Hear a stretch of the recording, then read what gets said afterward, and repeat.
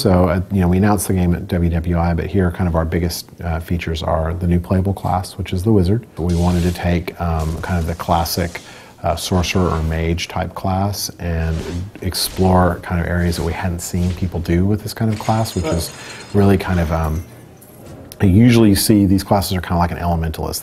They shoot fire and ice and lightning and things like that. But we wanted, to get into ideas like, conjuring and time control and reality control and things like that, without changing the nature of the class from being a very blasty, AOE, fragile kind of glass cannon. So that means we've created skills like slow time and acid clouds and things like that, and all of them really are meant to kind of conjure a different idea of what this class can be. With the Barbarian, the idea is that, and we do this with every class, we focus on what is the core kind of tenet of that class. And for the Barbarian, it's that he's just kind of this physical, unstoppable force. So everything he does, no matter how fantastical it looks, all derives from some kind of physical action. So that's really his big focus. We try to avoid anything that we think doesn't. Like we had an idea once that, we could have his whirlwinds spawn tornadoes. And the thing we didn't like about that is that now the tornadoes are doing all the damage. And, really it should be him doing the damage because it's all about his physicality.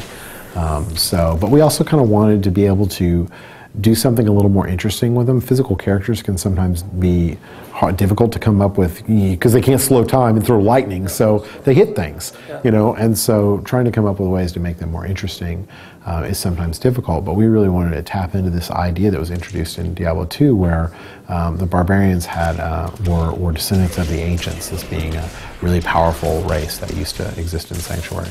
And so they tap into these kind of ancestors to get these really powerful abilities, and one of them is Hammer of the Ancients, which is basically this big kind of mythical hammer that he hits stuff with. And while the hammer itself looks kind of mystical and magical, the result is he's still hitting things with a giant hammer. We felt like it fits for him, but it also lets us do something kind of cool that you wouldn't normally do with a physical character.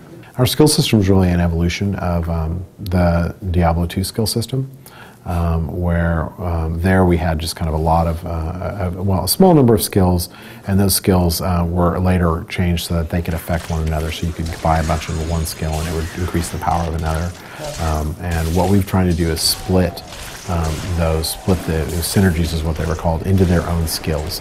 And make them more interesting than just more damage. You could take a damage skill and increase its cast rate, or increase its critical chance, or different kinds of things that are still kind of equivalent of either more damage or more utility. And you can work your way up through the tree by just spending on those, so you can still focus on kind of the skill that you want the most. But we wanted to kind of add something new to the skill system, and to do that we added something called skill runes. We took an idea that we saw in the original Diablo, which was books that dropped that give you skills. And we kind of liked that idea, except actually giving you skills seemed like it was too far. Like we didn't want to rely on drops for player power. We wanted to rely on, items are great for, increasing player power, but you need to have some kind of system so that they can gain power on their own. But what we decided was we wanted to come up with a drop that would modify a skill. And so the skill runes, essentially, they drop off monsters and they have power levels. And so as they get more and more powerful, you can do more stuff with them. There's a whole bunch of different runes. And plugging a rune into a skill basically changes what that skill can do. As we showed in the class panel, Skull of Flame is a great example. It's it's basically like a thrown bomb. When you put a multi-strike rune into it, it causes it to bounce, and so it'll hit multiple times.